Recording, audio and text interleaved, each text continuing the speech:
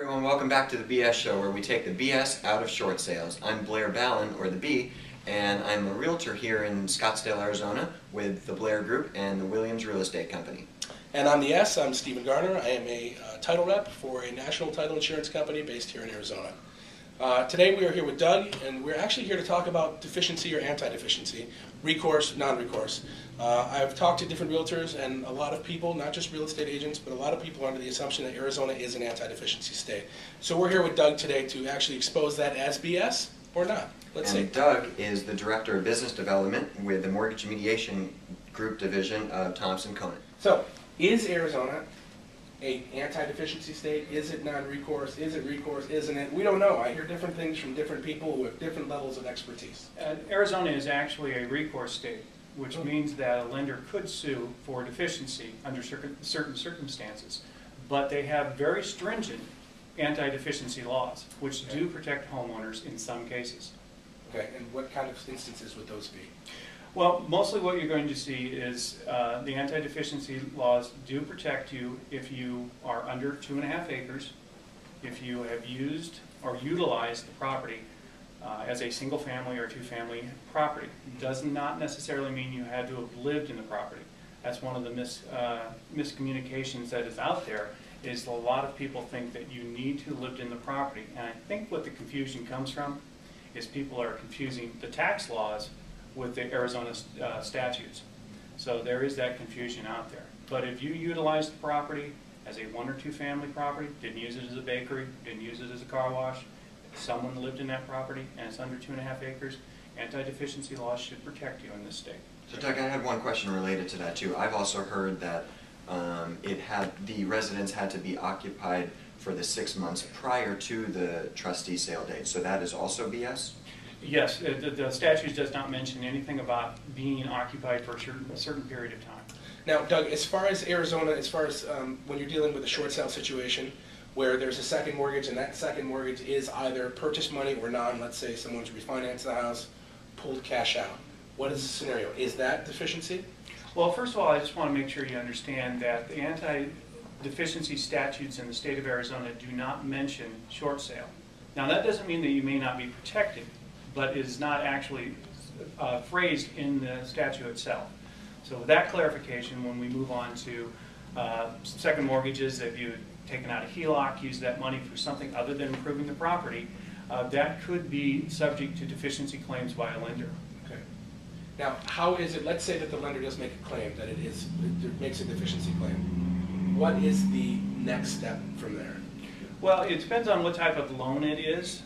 They could, second mortgages, a lot of times there is no equity to cover them, so they may opt out to not go through the foreclosure process, allow the first mortgage to go through the foreclosure process, or agree to a short sale. But in agreeing for the short sale, there may be a cash contribution they may want from the homeowner to settle that debt. Or what they may do is leave them the option to come back at a later date to attempt to collect a deficiency. You know, I've heard stories about that. A couple of years ago I heard about some of this debt being sold off to huge warehouse companies that were going to hold it for a certain period of time and then possibly come after the borrowers once they've gotten back on their feet. Well, some of the second mortgage lenders and lenders in general, I don't want to just exclude everyone else, but second mortgage lenders are usually the ones that are left holding the bag. A lot of them, what they'll do is they'll opt to forego their lien against the property through the deed of trust. And what they'll do is, at a later date, maybe come back and sue on the promissory note. The promissory note is a contract, and if you are not paying on that loan, then you are in breach of contract. So they can sue you for non-payment, and they have up to 6 years to do that. People don't realize that. And so that's why it's so important when you're doing a short sale that you make sure that you're getting that release from the lenders, from future liability, so they cannot come back after you at a later date.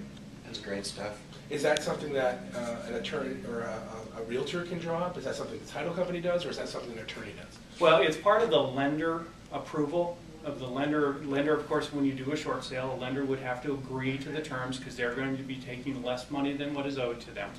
And in their agreement is usually spelled out what the terms are. If they want a cash contribution, if they want you to sign a promissory note for a balance, maybe the remaining balance or a lesser balance, or if they want to reserve the right to come back at a later date to pursue that deficiency. And those are things that you have to make sure that you're getting cleared up when you do a short sale and get that lender approval. That's good stuff to know. Yeah, absolutely.